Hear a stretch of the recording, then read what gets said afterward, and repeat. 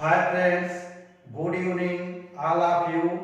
हम आज यहाँ से पढ़ेंगे कि रीट किसे कहते हैं, रीट कितने प्रकार की होती है, रीट कैसे दायर की जाती है।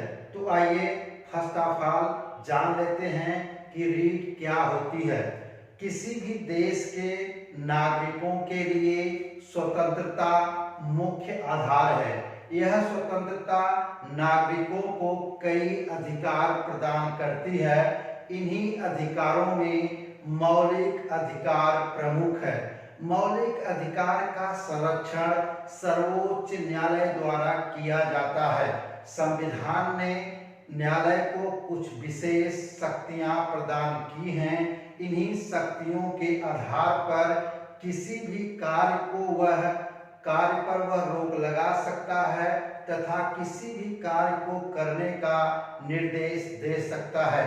भारत के संविधान ने न्यायालय को कुछ विशेष शक्तियां और अधिकार प्रदान किए हैं, जिसके द्वारा न्यायालय इन शक्तियों का प्रयोग करते हुए किसी व्यक्ति, अधिकारी, प्राधिकारी को एक कार्य करने अथवा कार्य को रोकने का निर्देश देती है। इस प्रकार का आदेश चाहने वाला व्यक्ति न्यायालय में याचिका दायर कर सकता है। इस याचिका को ही रीट के नाम से जाना जाता है।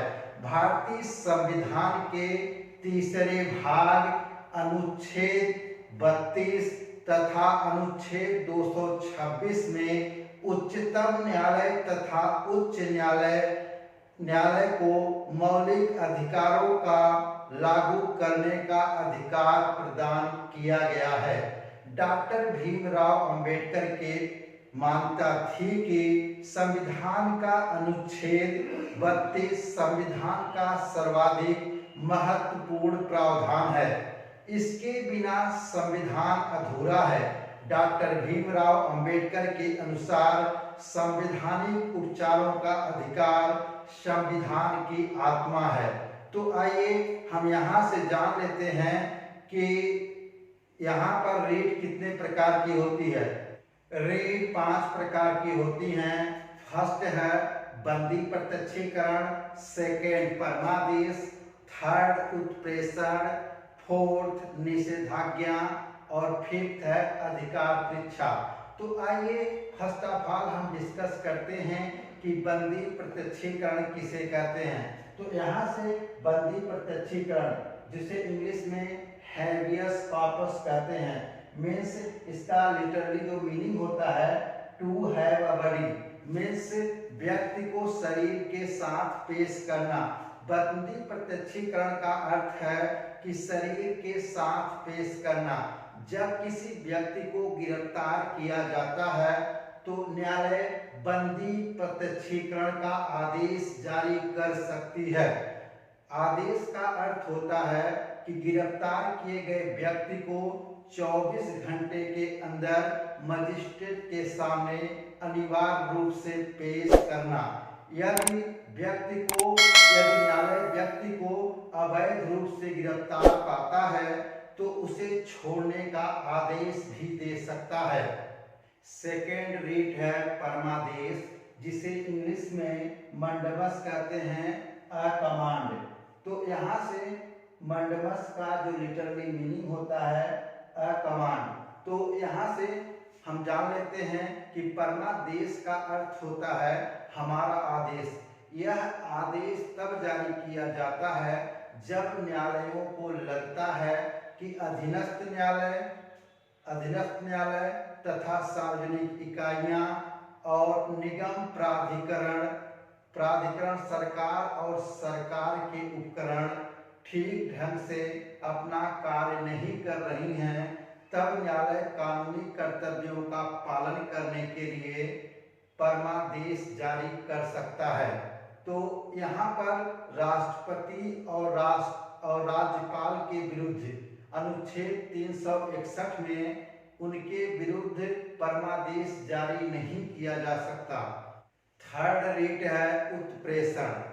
तो यहाँ से उत्प्रेषण के विषय में पढ़ेंगे, जिसे इंग्लिश में सर्सियरी कहते हैं। तो इसका लिटरली मीनिंग होता है टू बी सर्टिफाइड, जिसे सर्टिफाइड करना होता है। तो यहाँ से देखिए, उच्चतम न्यायालय या उच्च न्यायालय, अधीनस्थ न्यायालय या अर्ध न्यायिक प्राधिकरण द्वारा जारी किए गए आदेश को रद्द कर सकता है और रीट भी जारी कर सकता है। किसी उच्चतम न्यायालय को यदि लगता है कि किसी खास मामले की सुनवाई और पुनरावलोकन उसे खुद करना चाहिए, तो वह रीट जारी करके वहां से फाइल को अपने पास मंगवा लेता है। फोर्थ रीट है निषेधाज्ञा, जिसे इंग्लिश में प्रोविजन कहते हैं, जिसका लिटरली मीनिंग होता है स्टे ऑर्डर, ऑर्डर को रोक देना। तो यहाँ से रोकना, उच्चतम न्यायालय, उच्च न्यायालय, अधीनस्थ न्यायालय या अर्ध न्यायिक सिस्टम की कार्रवाई को रोक सकता है। यदि कोई अनुमंडलीय न्यायालय फांसी की सजा सुना दे तो उच्च न्यायालय उसे रोक सकती है, क्योंकि अधीनस्थ न्यायालयों के क्षेत्र में यह नहीं आता। फिफ्थ रीट है अधिकार परीक्षा, जिसे इंग्लिश में कोवारंटो कहते हैं, जिसका लिटरली मीनिंग होता है व्हाट इज योर अथॉरिटी, आपका क्या अधिकार है। तो यहाँ से हम जानते हैं कि अधिकार परीक्षा किसे कहते हैं। यह रीट तब जारी की जाती है जब कोई व्यक्ति किसी सार्वजनिक पद पर बिना किसी अधिकार के कार्य करता है, तो न्यायालय रीट के द्वारा अधिकार के बारे में जानकारी प्राप्त करती है। उस व्यक्ति के उत्तर से न्यायालय संतुष्ट न होने पर उसके कार्यों पर रोक लगा सकती है।